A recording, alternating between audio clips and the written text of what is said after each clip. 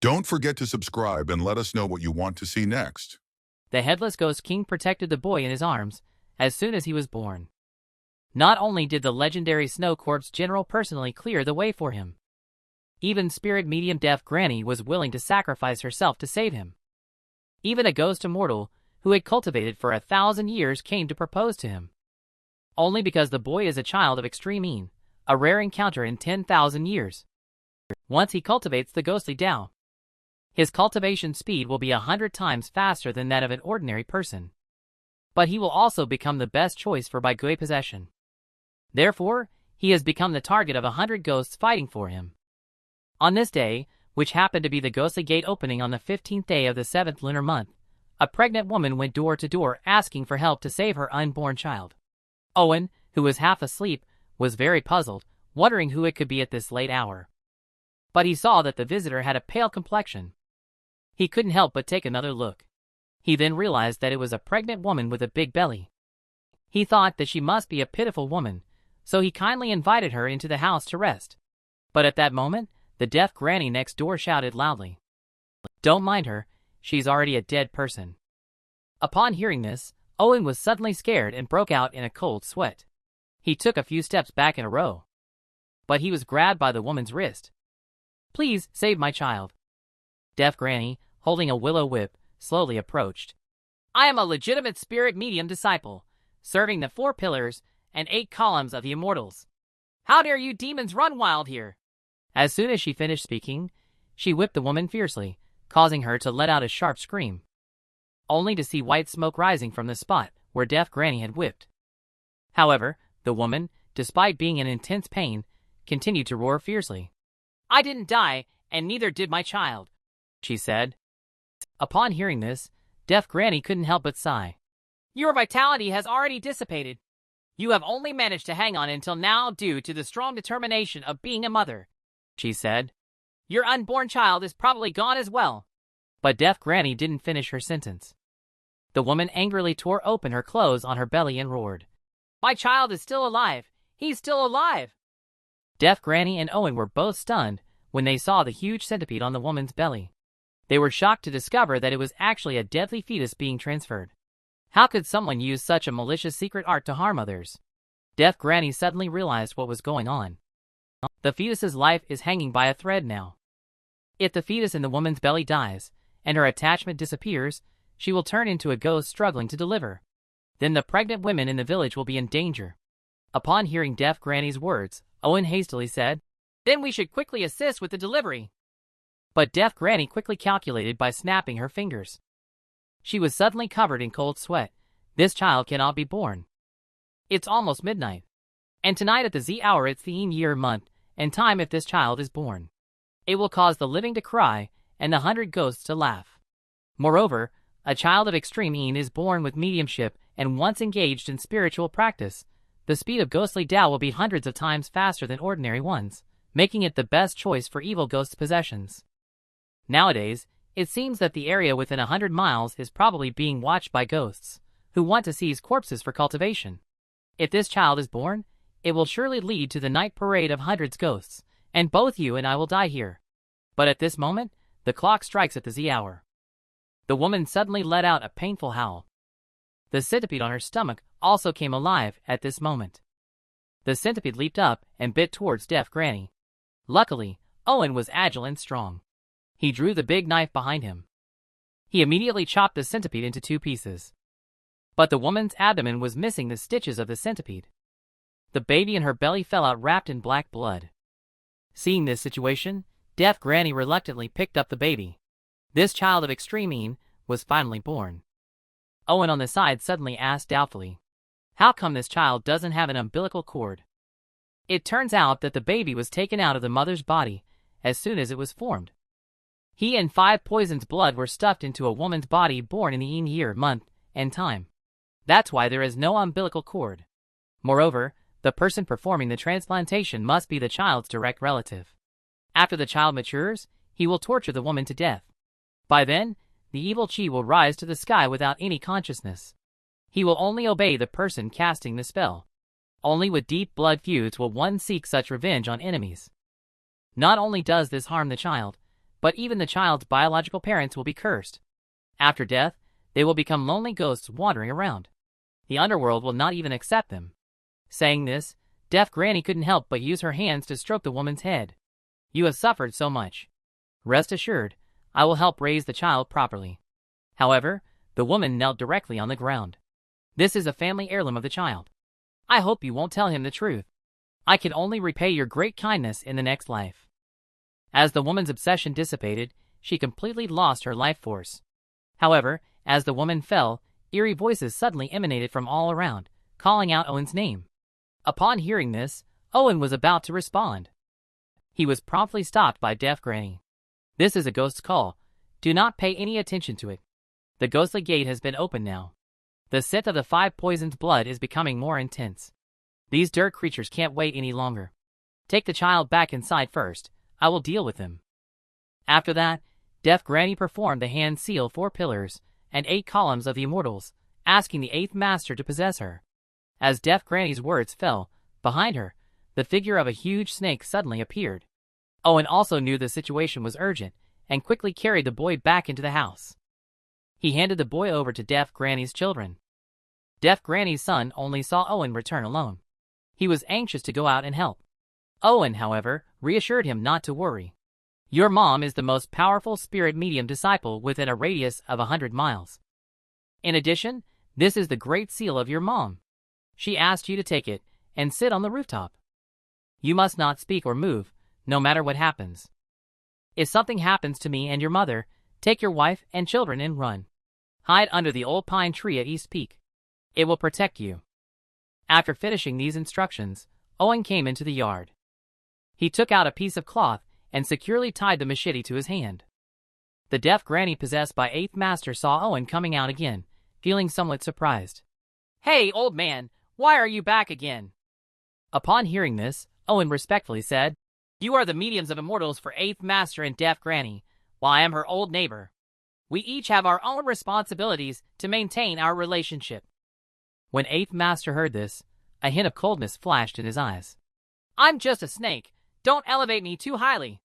If something too dangerous comes, I will be the first to run, he said. Hearing this, Deaf Granny regained her composure and calmly said, It's okay. I've troubled 8th Master this time. As the words fell, 8th Master was seen flicking a package of incense ashes into the air with his 2 fingers, and the powder scattered instantly. Looking at the countless footprints outside the courtyard, 8th Master hurriedly reminded Owen that the incense ashes leave traces. They are here. 2 ghosts' skin appeared at the entrance gate. Upon seeing this, 8th Master didn't say a word and took immediate action. He directly drew out the belt made of willow whip. He whipped ghosts' skin with 1 strike. They let out a tragic scream and disappeared into the air. They were just 2 dead people who had eaten raw souls and dared to come here to try their luck. But 8th Master hadn't finished speaking. A gigantic monster went straight for his head to bite. At the critical moment, thank goodness Owen made a timely strike. He directly chopped the giant monster into 2 pieces. It let out a furious roar, revealing that it was the 100 Slashes killing blade. Upon hearing this, Owen's face showed a look of disdain.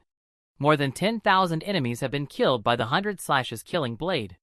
Just as Owen was feeling proud, the moon in the sky suddenly turned crimson. Ghosts from all directions also surrounded the 2 of them. 8th Master's face changed drastically as he witnessed the scene. The celestial dog devours the moon, with half of it covered in blood. He realized the danger and quickly retreated from Deaf Granny's body. What kind of creature did you save? The weather is so fierce. I won't accompany 8th Master any longer. He said so and turned to leave. But at this moment, a huge figure suddenly appeared behind him. Just then a voice asked, Where are you going? 8th Master was shocked and quickly turned around to look up. He saw a headless ghost several meters tall staring at him while holding its head. Deaf Granny, puzzled by the scene, asked, Leo, how did you come out? Leo, however, insisted without hesitation. I was originally a lonely ghost wandering around, but have been worshipped by you, Deaf Granny, for many years. As one of the 4 pillars and 8 columns of the immortals, I naturally have to come out to help. I won't be cowardly and fearful like some people. And I feel a strong aura approaching rapidly in this direction. As soon as he finished speaking, a sudden white mist rose in the distance. In the white mist, 8 female ghosts in red clothes were carrying a sedan chair floating slowly towards us. Wherever they passed, the wandering ghosts and spirits were all frightened and knelt down in worship. In the blink of an eye, the ghost sedan chair arrived outside the courtyard. Inside the sedan chair sat an old lady with a pale face and skinny as a skeleton. Deaf Granny was suddenly stunned by the scene. Then she angrily roared towards Ghost sedan chair. Hemp-clad Granny, as a ghost immortal who is about to achieve enlightenment, why would you damage your een virtue just to compete for a child of extreme een? Just listen to a weird voice coming from inside the sedan chair. Deaf Granny, don't be afraid, I'm just here to take a look. But if you can't stop these little monsters, I don't mind joining in. Owen looked very puzzled at the sight. What identity does this person have? Deaf Granny's face turned serious. She is more troublesome than all these ghosts combined. Just at that moment, Miles sitting on the roof suddenly shouted, "Mom, there's dirt about to rush into the house." Ghost Immortal Leo, seeing this, quickly flew towards the house. "Don't worry, I'll go and block it." At this moment, a ghost is prying open the door, trying to rush into the house. Miles is sitting on the roof with the Great Seal in his hands, not daring to move at all. Miles's wife inside the house was trembling with fear. Just as the front door was about to be forced open, Leo rushed over at a critical moment. With one swipe, he tore the evil ghost in half. But there was an evil ghost on the window that, under the suppression of the Great Seal, could not enter the house. It had already stretched its long tongue towards the boy. And the boy directly grabbed its tongue. He even made a mocking sound at the evil ghost, and then bit it directly. Leo and Miles's wife happened to see this scene just as they arrived. They couldn't understand why the newborn baby had grown teeth. Meanwhile, outside the house, the ghosts were killing more and more.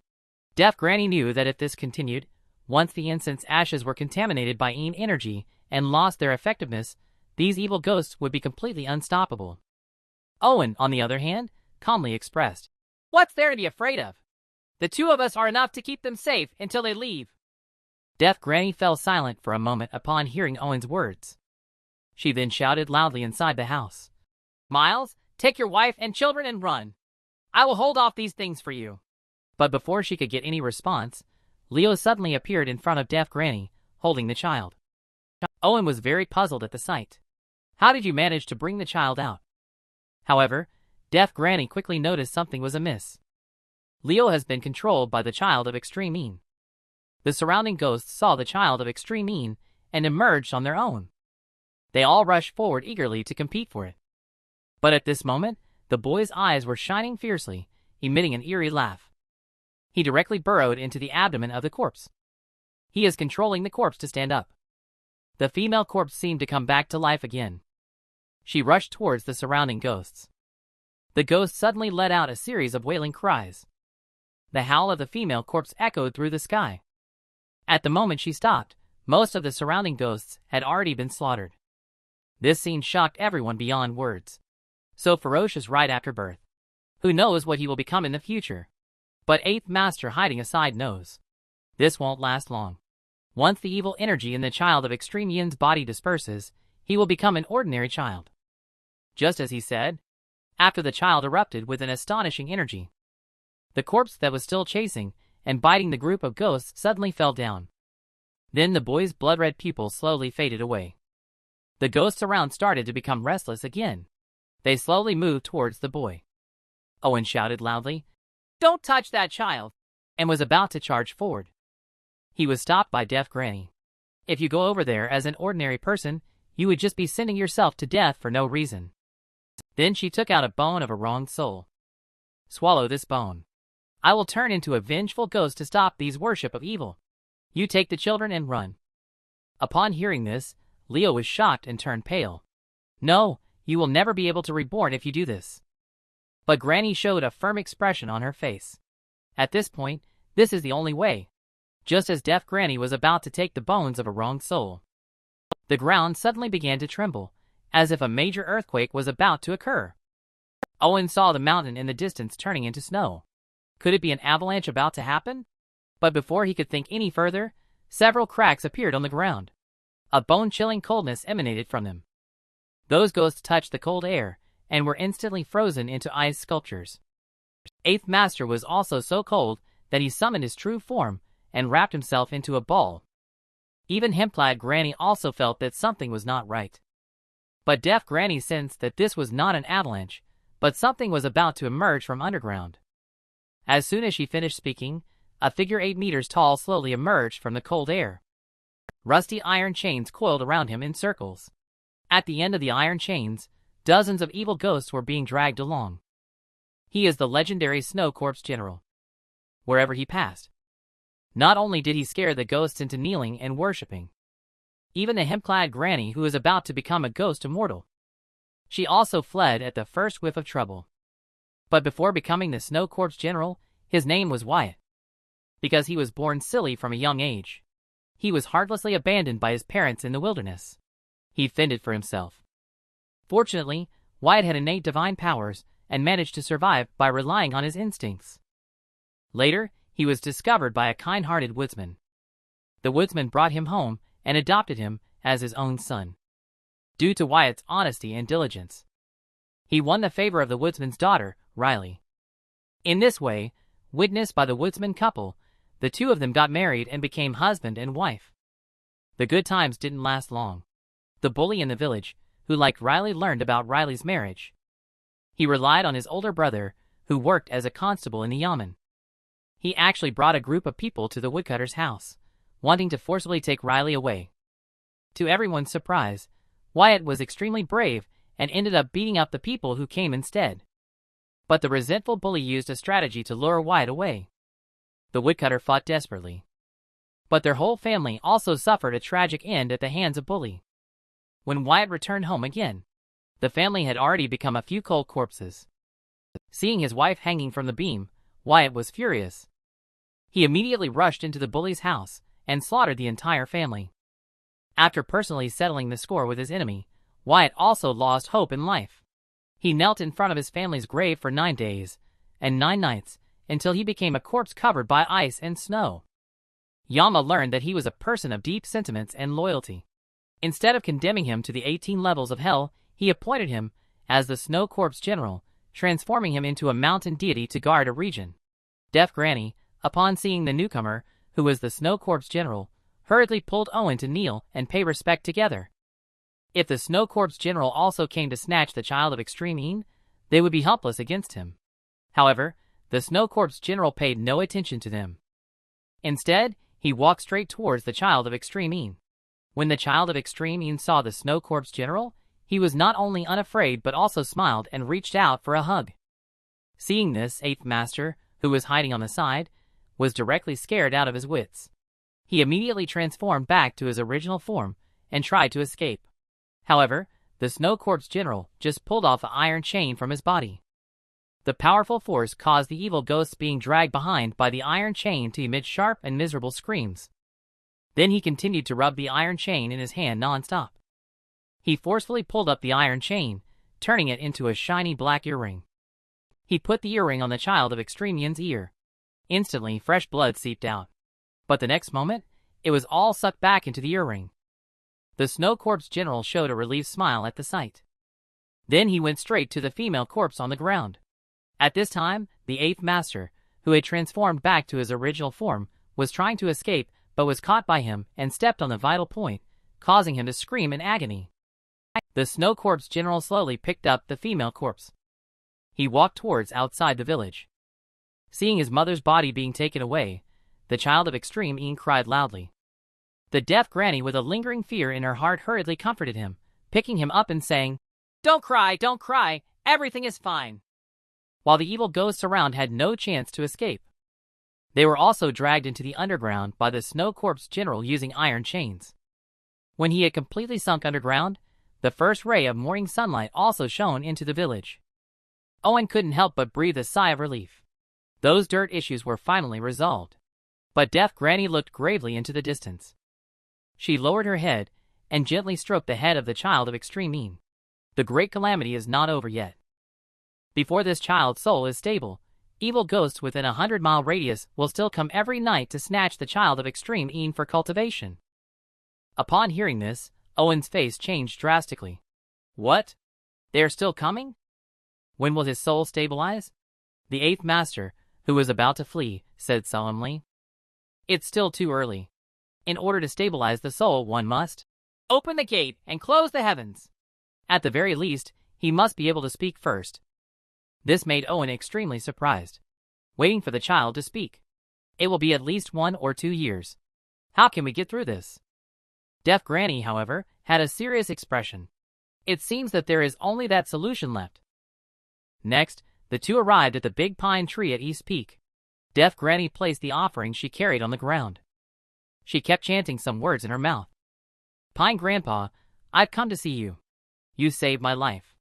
Today, I dare to ask you to save me again. But before she could finish her sentence, a sudden gust of wind blew up, causing pine needles to slowly drift down to the ground. Pine needles form a misfortune. Deaf Granny's complexion changed slightly at the sight. I know this is a great misfortune, but I can only come to ask you for help. While Deaf Granny was speaking, she kept kowtowing non-stop. Fresh red blood spilled on the white snow. It was particularly eye-catching. Owen on the side looked at the fresh blood on Deaf Granny's forehead. He also took a step forward to stand under the pine tree.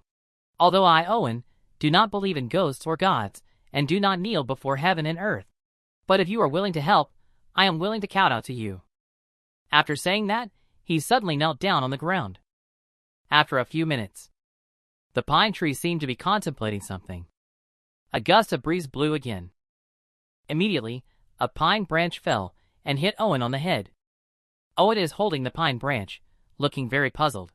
What is this? And Deaf Granny, upon seeing this, had a smile on her face.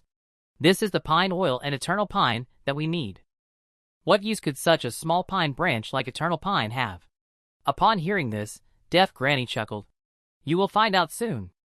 Shortly after, the two of them went down the mountain and returned to the village. As soon as they arrived in the yard, Deaf Granny inserted the pine branch into the soil. Owen behind them saw this scene, but he looked puzzled. What are you doing again? It's already so late, and you still have the leisure to be in this kind of tree. But as soon as the words fell, he suddenly froze in place. Just as the freshly arranged pine branch was swiftly growing. In just a few breaths, it grew into a towering tree. Seeing the situation, Deaf Granny revealed a contented smile. With Pine Grandpa's eternal pine, those dirt will no longer dare to come. But then she looked solemnly at Owen. Next is the most important change in appearance. After everything is ready at night, Deaf Granny lit 99 candles at home. The so-called change appearance. It means using the skin of a spiritual entity that is over 1,000 years old to seal off all the spiritual realms of this child. But doing so will also lead to the child being unable to engage in spiritual practice in the future. Later, Deaf Granny sighed again. This skin of a 1,000-year-old spiritual entity. I have practiced spirituality all my life and have never seen it. For now, I can only use the skin of another spiritual entity as a substitute. Hopefully this child. Before she finished speaking, Eighth Master suddenly said, Is it that as long as something has 1,000 years of spiritual cultivation, it's fine no matter what it is? After hearing this, Deaf Granny's face was full of anticipation. Eighth Master, do you have it? Owen, on the other hand, looked at him with a disdainful look. Master Eighth was very angry when he saw this. Don't look down on me, even though I haven't done well. Do you think my ancestors were not well off? My ancestors were descendants of dragons. And snakes like to shed their skin. Isn't it simple to just molt? The two of them immediately lit up after hearing that. Then let's thank Eighth Master. But Eighth Master has a condition. This thing can be given to you. Can you please not mention the incident where I fled in the heat of the moment? The headless ghost King Leo, who has a quick temper, shouted loudly in response. Stop the nonsense and quickly bring it out. Seeing the situation, Deaf Granny chuckled and tried to smooth things over. Eighth Master, you aren't retreating in the face of danger. You are clearly going to get reinforcements. After saying that, she looked serious. Please protect this place for me. Eighth Master and Leo responded earnestly. No problem. Then, Deaf Granny was seen dripping pine oil into the mouth of the child of Extreme Een. The next second, the child of Extreme Een emitted golden light all over their body. Deaf Granny placed him in the center of the magic formation. Eighth Master, where is the skin of the spiritual entity? Heard what Deaf Granny said. Eighth Master immediately spit out a green mold from his mouth towards Child of Extreme Een. Under Deaf Granny's spell, Child of Extreme Een was instantly wrapped up in the mold like a mummy, emitting a heartbreaking scream. And Deaf Granny just stared at him solemnly. Child, if you can't control this dragon's skin, then your life will come to an end here. However, the process of changing appearance is extremely dangerous. One wrong move could result in a backlash and be possessed by the dragon's soul. Owen, who was watching from the side, was very worried. The dragon soul contained in this dragon's skin is so powerful. Can this child survive? Deaf Granny was also helpless upon hearing this. Suddenly, she seemed to have figured something out. She quickly asked Owen to bring the things left by the child's mother. Owen hurriedly rummaged through his pocket and pulled out a piece of jade pendant. Just as the jade pendant was taken out, it flew automatically into the hands of the Child of Extreme Een. Suddenly, it emitted dazzling golden light. In the blink of an eye, the powerful dragon soul was completely shattered by the golden light. Then the light merged into the body of the Child of Extreme Een. When the fusion was completed, the Child of Extreme Een smiled innocently and brightly again. He was completely unaware that a dragon pattern had also appeared on his back. Deaf Granny saw that he had faced many hardships since birth, so she named him Pax, hoping that he would grow up peacefully. And Owen besides suddenly noticed that the jade pendant in the hands of the Child of Extreme Een was engraved with green. It must be the surname of this child's family.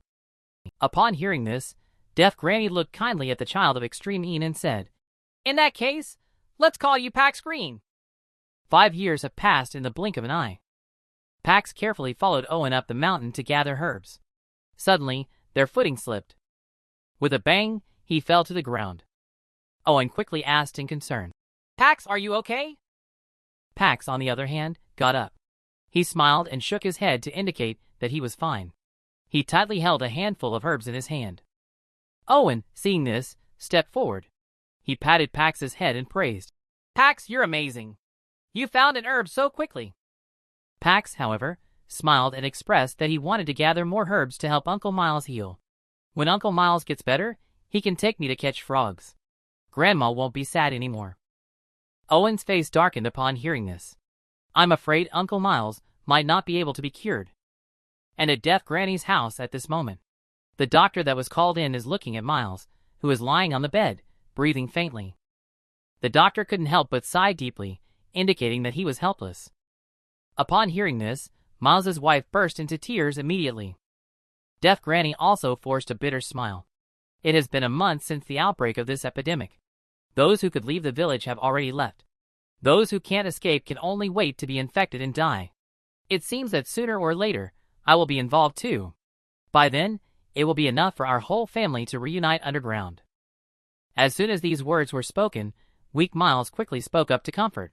"Mother, don't say such discouraging words. Even if I'm gone, Pax can still take care of you."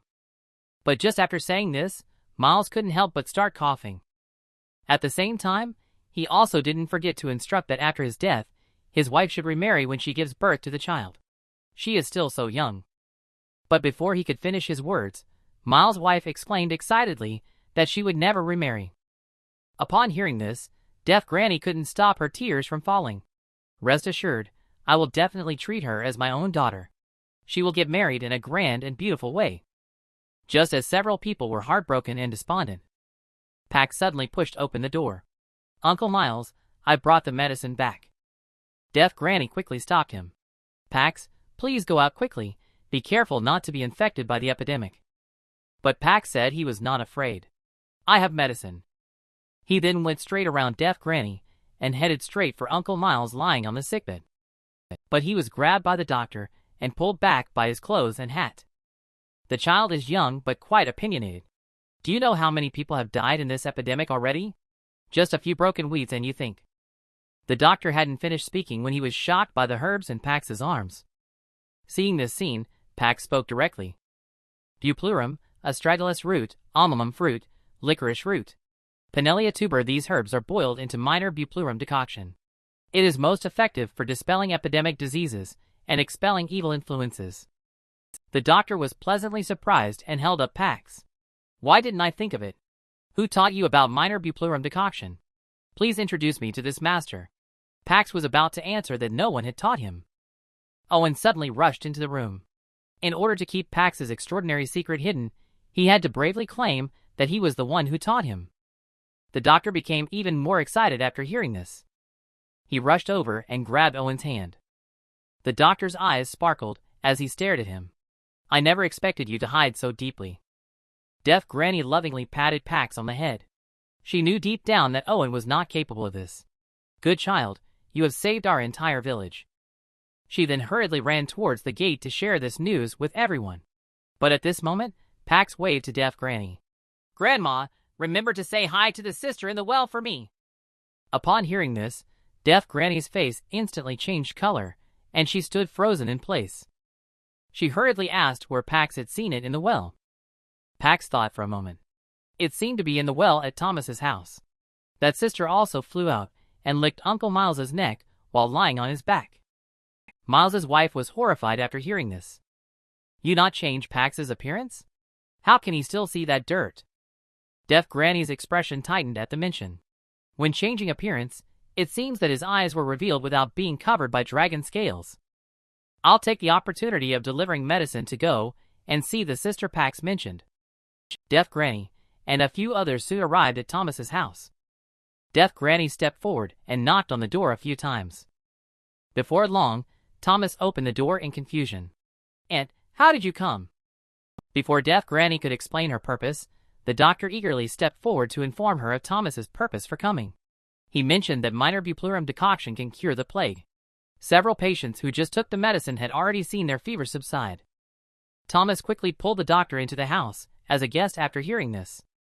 Deaf Granny and Owen also followed and walked into the yard. They looked around the yard. They did not find anything unusual. "Strange, there is no energy here." She looked at the well in confusion again.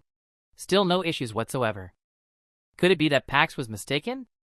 And at this moment, the doctor who left the medicine and Owen are about to leave. Thomas is very grateful and wants to have a few people stay for dinner before leaving. Owen waved his hand to refuse his kind offer. Deaf Granny was still worried and approached to ask again. "Any recent discomfort?" Thomas scratched his head. "There isn't any discomfort, just feeling a bit sleepy." Deaf Granny also felt uncertain upon hearing this. Is there really something wrong with Thomas's family? So she took out a willow-wood dagger and gave it to him. Hanging it at the door can ward off evil spirits and ward off epidemics. But when Thomas took the dagger, his eyes looked a bit evasive. However, he quickly returned to normal. He accepted it and expressed his gratitude repeatedly. After a few people left, he followed Deaf Granny's instructions and hung the dagger on the door. But the dagger had just been hung on the door for a short while. The originally intact dagger unexpectedly cracked open with a seam, oozing a large amount of foul-smelling black substance from inside. After Deaf Granny returned home, she sensed that the willow-wood dagger had been destroyed by the worship of evil. She immediately brought Pax back to Thomas's house. Seeing Deaf Granny come to his house several times, Thomas was very puzzled. "I wonder if there's something fishy going on at home." And Deaf Granny, looking at the willow-wood dagger hanging on the door, returned to its original state. Comforting Thomas, she said, "Don't worry, your house is very clean." But when Thomas returned to the room, Deaf Granny looked at Pax sternly and said, "Pax, did you really see that sister?" Pax replied, "Granny, I really saw her. It was yesterday." After saying that, Pax leaned over the well and shouted, "Sister, are you home? Grandma and I came to see you." Deaf Granny, seeing this ridiculous scene, couldn't help but smile. "Child, with you shouting like that, even if she was home, you would have scared her away." She then took out a few copper coins and scattered them into the well. "With my old copper coins that have been offered to the 4 pillars and 8 columns of the immortals, she shouldn't be able to make much waves either." After she finished doing all of this, Deaf Granny held Pax's hand and was about to leave. Just as they reached the front gate of Thomas's house, the gate was pushed open. "Your daughter-in-law is about to give birth." Upon hearing this, Granny and Pax both brightened up with joy and hurried home. They ended up tossing and turning until late at night. The child still hasn't been born. Just as everyone was getting anxious, the midwife Grace suddenly burst out of the door, sweating profusely. "Hurry and get the hospital in the car. The child is in difficult labor." Upon hearing this, Miles was stunned for a moment. He hurriedly went to borrow a cart. Owen went back to the house to get money. But Grace stopped them. "Can't go to the town. We have to go to the large hospital in the county." Upon hearing this, Miles knelt on the ground in pain, holding his head. "It's over 300 miles to the nearest hospital. Even with a car, it would take 6 to 7 hours. How can my wife hold on for so long?" Owen also looked worried. He quickly asked Grace if there were any other options. But Grace shook her head. "If there were any other solutions, I wouldn't have brought this up either." Upon hearing this despairing response, Miles let out a desperate cry to the heavens. "Oh God, spare my wife!" Just as everyone was feeling anxious and troubled, Pax suddenly turned around and spoke. "Uncle Miles, don't worry, I have a solution." Grace, on the other hand, shook her head. "This is a matter of life and death, Pax, don't make trouble." Pax had just wanted to speak out the solution, but he was immediately interrupted by Owen. In order to avoid revealing his secret that was different from others, he quickly pulled him aside to ask, "Pax, do you have any ideas? Please tell me." Pax spoke earnestly. 1 liang of dong quai, 5 chien of chuanxiong, and 8 chien of turtle shell. Burn a lump of residual blood into ash, then add 4 liang of raw astragalus. After decocting in water, it is called bone-opening powder. Before taking the medicine, give Uncle Wyatt the ginseng tablet I received. It will definitely help save my sister-in-law and the baby." Miles, upon hearing this, excitedly stepped forward and hugged Pax tightly. "You are willing to bring out such a precious ginseng for Pax. Uncle Miles will always remember your great kindness." And Pax, on the other hand, calmly expressed that it was nothing. In a short while, the bone-opening powder was ready. It was brought in front of Miles' wife. She could hear that it was the ancestral recipe of the Owen family. However, she dared not drink it. The deaf granny on the side spoke in a vague manner, after mentioning Pax's name. She only felt relieved then. It must be the medication Pax prescribed. Immediately, she gulped down all the medication in one go. After drinking it all, her complexion improved significantly, indicating that she was determined to give birth to the child. Sure enough, not long after, the sound of the baby's crying was heard. It is obvious that the child was successfully born. Mother and child are safe. It's a chubby little girl. Miles was very excited and approached eagerly. "Your eyes are so beautiful. She looks like my daughter-in-law." Grace also worked hard all night. She had to leave after the baby was born. Deaf Granny felt grateful to her. Granny walked her to the door and reminded her, "That thing is up to you now." Grace reassured Deaf Granny.